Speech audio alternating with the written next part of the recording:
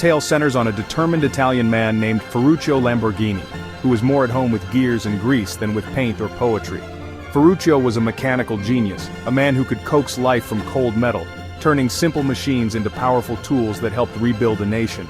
In post-war Italy, tractors were more valuable than gold, and Ferruccio's machines became the backbone of the country's recovery, plowing fields and planting hope. Success followed, and soon Ferruccio was not just wealthy, but a man of taste, collecting the finest cars money could buy, including the coveted Ferrari. But beneath the hood of his prized Ferrari lurked a problem: the clutch. It was the same as the one in his tractors, hardly fitting for a luxury sports car. Frustrated, Ferruccio decided to confront the legend himself. He drove to Maranello, determined to offer Enzo Ferrari some advice on how to improve his cars. But Enzo Ferrari, proud and stubborn, dismissed Ferruccio's suggestions with a sneer, telling him to stick to building tractors and leave sports cars to the experts. That single insult was a monumental mistake, one that would change automotive history forever. Fueled by pride and determination, Ferruccio set out to build his own car, a car that would be faster, more beautiful, and above all, better engineered than any Ferrari. In 1963, in the quiet town of Sant'Agata Bolognese, Automobili Lamborghini was born, a bold rebellion against the Ferrari empire.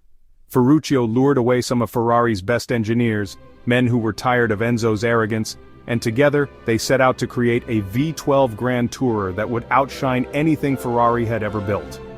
This was more than just business. It was a declaration of war, fought not with weapons, but with horsepower, innovation, and unmistakable Italian style. The story begins with the 350 GTV, Lamborghini's very first prototype, a bold statement from a company determined to challenge the status quo. This car soon evolved into the 350 GT, Lamborghini's first production model, which set the stage for everything that would follow.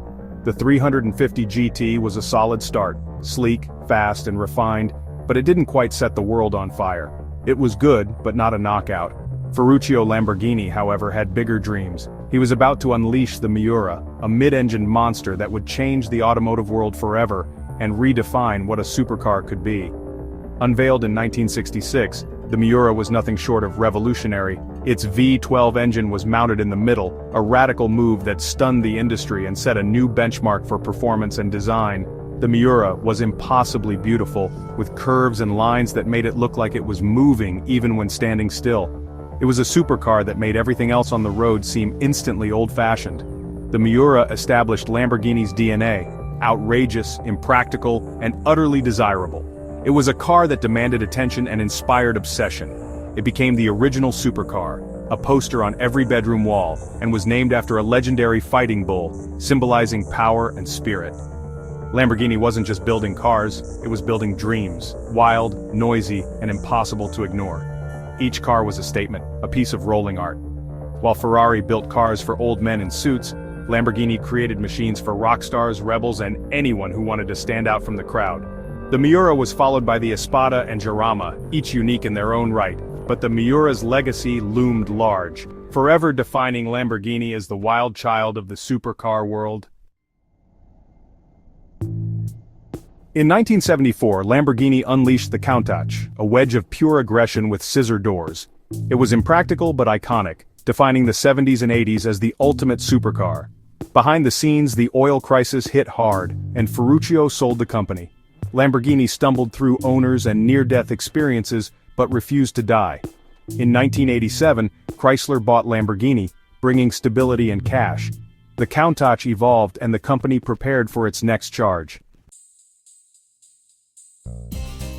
In 1990, the Diablo arrived, faster and more outrageous than the Countach. It kept Lamborghini alive through the 90s, but financial struggles persisted. In 1998, Audi bought Lamborghini, sparking fears of losing its Italian soul. The Germans, however, strengthened the bull, bringing engineering expertise and resources. The Murcielago, launched in 2001, was a masterpiece of Italian drama and German reliability. Audi didn't kill Lamborghini's soul, they fortified it, leading to the best-selling Gallardo. The German invasion was a rescue mission, securing Lamborghini's future. Today, Lamborghini stands as a global symbol of success and ambition, transcending the boundaries of the automotive world to become an icon of aspiration and achievement. The name itself evokes images of power, luxury, and a relentless drive to stand out from the crowd.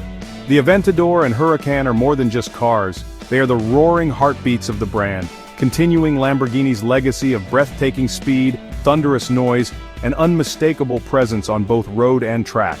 Lamborghini's story is one of passion, resilience, and bold vision, born from a grudge and fueled by a desire to prove the impossible possible. Ferruccio's anger at being dismissed by the giants of the industry sparked a relentless pursuit of perfection, driving him to challenge conventions and rewrite the rules of what a supercar could be. Lamborghini dared to be different, smashing through expectations and creating trends with the force of a sledgehammer, leaving an indelible mark on automotive history. Even in the face of financial crises and uncertain times, the brand's identity and spirit were simply too strong to fade away, surviving where others might have fallen. The world needed Lamborghini's madness, a wild splash of color and excitement in a sea of gray, a reminder that dreams can be loud, fast, and unapologetically bold. From humble beginnings with a tractor and a broken clutch, Lamborghini rose to the very pinnacle of the automotive world, proving that greatness can come from the most unexpected places.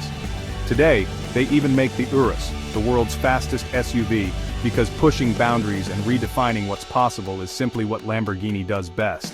A Lamborghini is not just a car, it's a victory lap, a celebration of daring to dream bigger and drive further than anyone thought possible. If you enjoyed this journey through Lamborghini's legacy, don't forget to like this video and subscribe to The Money Mindset for more inspiring stories and insights. Your support helps us bring you even more content about ambition, success, and the drive to achieve greatness.